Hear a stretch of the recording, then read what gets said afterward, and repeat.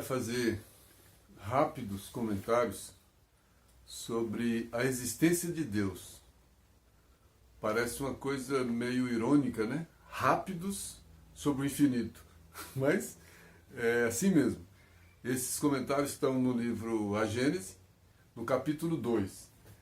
O Kardec começa a justificar por que importa, antes de qualquer coisa, a gente conversar sobre Deus. Ele dá 3 razões aqui, né?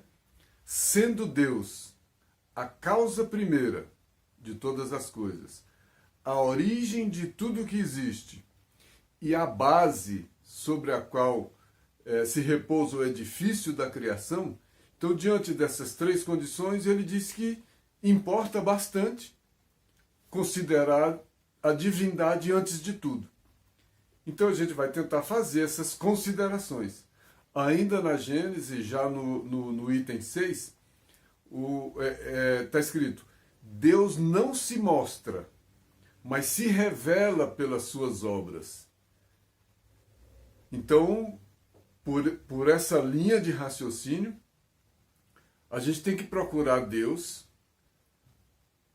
pela sua obra. Pela obra se conhece o autor. Na obra humana, a gente conhece também. E o próprio Jesus deu essa ideia. Pelo fruto se conhece a árvore. Pelo fruto da minha vida, sabem quem eu sou. Pelo que cada um produz, é possível ver o que cada um é. Pela obra da criação, por essa perfeição e por essa coisa infinita da obra da criação, dá para a gente imaginar, porque é o infinito, é possível começar a imaginar o que seja Deus. O que seja Deus, não quem é Deus. No item 8 está dizendo: sem o conhecimento dos atributos de Deus, seria impossível compreender a obra. Então a gente não vai procurar o Deus, a gente vai compreender alguma coisa através da revelação divina pelas obras.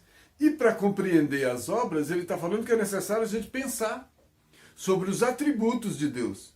E ele fala sobre cada um dos atributos, que a gente não vai falar, mas vai citar, né? Primeiro, Deus é suprema e soberana inteligência. Suprema, não tem maior. Soberana, também não tem. E a do homem é limitada. Não dá para a inteligência limitada querer conhecer plenamente a inteligência ilimitada, né? A gente faz a comparação com o homem para a gente ver as dimensões do Criador e da criatura.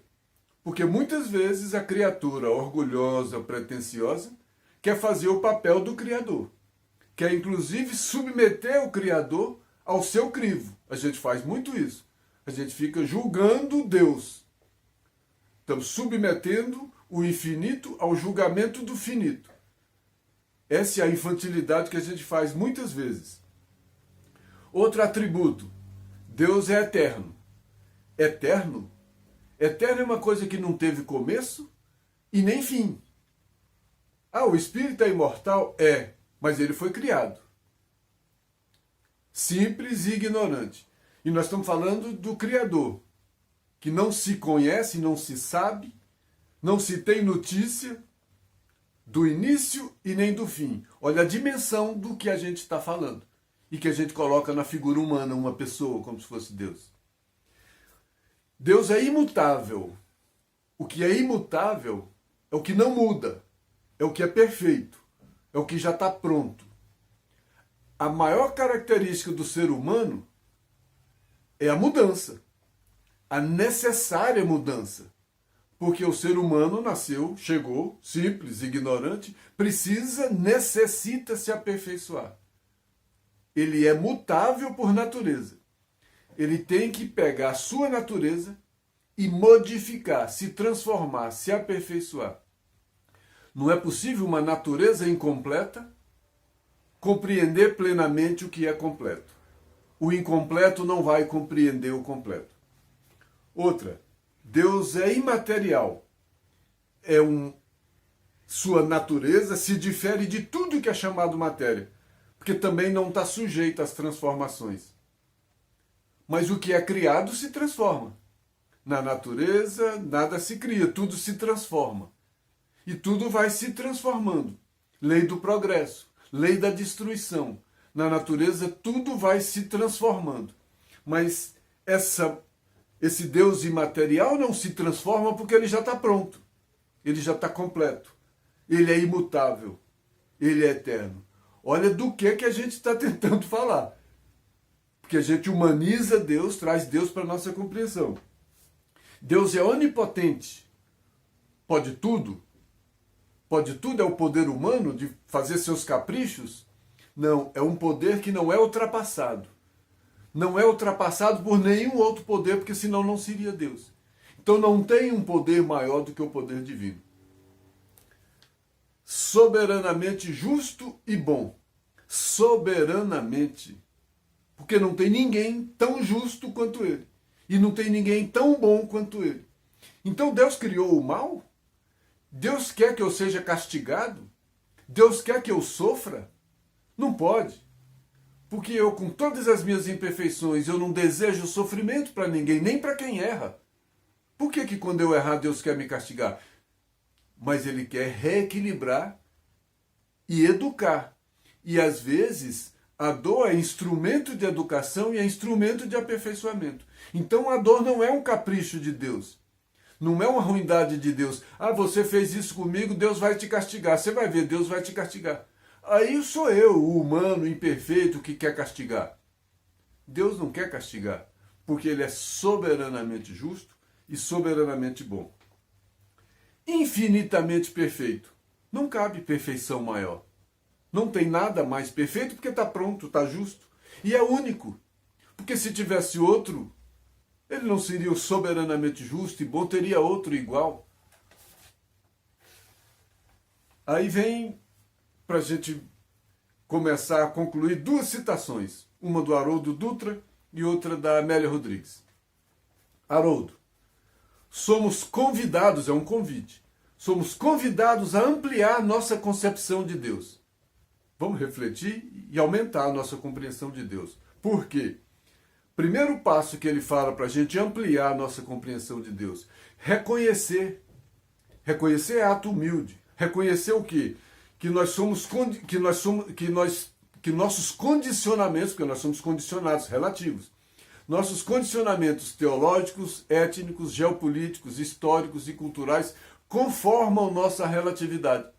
Nós somos relativos aqui, ao lugar onde eu vim, à cultura que eu tenho, aquilo que eu penso, a formação que eu tenho, a educação que eu tive, a etnia, a geopolítica, a história, a cultura, etc. Então eu sou relativo a tudo isso, eu não sou nada daquilo que a divindade é. Como é que eu quero compreender absolutamente a divindade? E ele encerra, Deus é oceano que não se deixa capturar completamente pelo recipiente acanhado de nossa percepção. Então a nossa percepção é relativa a tudo isso que a gente é, a nossa condição. E essa condição nossa mostra como o nosso recipiente é pequeno. Como esse recipiente pequeno quer colocar o oceano todo aí dentro? Não cabe. Mas o que a gente põe dentro desse recipiente faz parte do oceano. Tem Deus nesse recipiente. Primícias do Reino, Amélia Rodrigues, Divaldo. Transcendência inatingível, que não é possível atingir essa transcendência, o que vai além é o infinito, eu não chego no infinito. Transcendência inatingível, humanizá-lo para o órgão da vista registrar, seria espezinhar a aspiração de perfeita identidade com ele. Trazer um Deus para aquilo que eu consigo imaginar, para aquilo que eu consigo criar uma figura, criar uma imagem, criar um Deus do velhinho de barba, eu estou fazendo isso, eu estou humanizando, eu estou criando uma figura. Ela diz que isso é espezinhar a perfeita identidade com Deus. Causa incausada, mas ele não é a causa primeira de todas as coisas? Ele seria mesmo uma causa incausada, porque ele não tem causa, eu não conheço a causa. É a causa primeira. Então ele é causa incausada. não se pode condensar no raio luminoso que produz a imagem ilusória. Eu não posso ficar criando imagens, me iludindo do que é Deus. Porque ele é uma causa incausada, eu não conheço nem a causa, eu não conheço nada. Eu conheço a obra que eu vou aprendendo a conhecer, uma obra da qual eu ainda não sou nem trabalhador, de uma obra na qual eu ainda dou trabalho, porque eu não consigo nem me alistar a esse trabalho, a essa obra. Porque o meu alimento ainda não é fazer a vontade do Pai e cumprir a sua obra. Eu ainda me alimento de mim mesmo. Eu ainda me alimento do meu egoísmo, do meu orgulho, da minha vaidade, das minhas intenções, dos meus desejos, de tudo aquilo que eu quero. Eu ainda me alimento de todas as minhas imperfeições. Então, essa causa incausada não pode condensar-se nesse raio luminoso que eu posso imaginar, né? Desejando o finito reter o infinito, tem esse finito pervertido e maculado o coração. O meu sentimento de Deus fica pervertido e maculado, porque eu não consigo sentir esse Deus completamente. E toda vez que eu quero reter o infinito, eu dou fim ao infinito. Eu não posso dar fim ao infinito. Eu tenho que reconhecer que a imagem que eu tenho, o sentimento que eu tenho, tem alguma coisa desse oceano, mas não é o oceano. Porque o oceano não cabe nesse recipiente acanhado. E eu preciso reconhecer que esse recipiente é muito acanhado. Aí eu preciso ampliar esse recipiente. E encerrando, voltando para o livro, a Gênesis, no item 8, ainda capítulo 2, não é dado ao homem sondar a natureza íntima de Deus, porque ele não chega. Mas ele pode pensar, ele pode refletir. Se não é dado ao homem, não é que seja proibido. Nada é proibido ao pensamento, à busca, à compreensão, tudo é permitido. Aliás, a doutrina exige isso de nós, né? Para compreendê-lo, ainda falta sentido próprio, que só se adquire por meio de completa depuração do espírito. E à medida em que a gente vai se aperfeiçoando, depurando o espírito, purificando o coração, a gente vai compreendendo mais progressivamente essa divindade. Bem-aventurados os puros de coração, porque verão a Deus. Vai ver Deus quem? E que visão de Deus que é? O sentimento purificado. Porque Deus não é uma matéria que se vê com os olhos. Que Deus nos abençoe.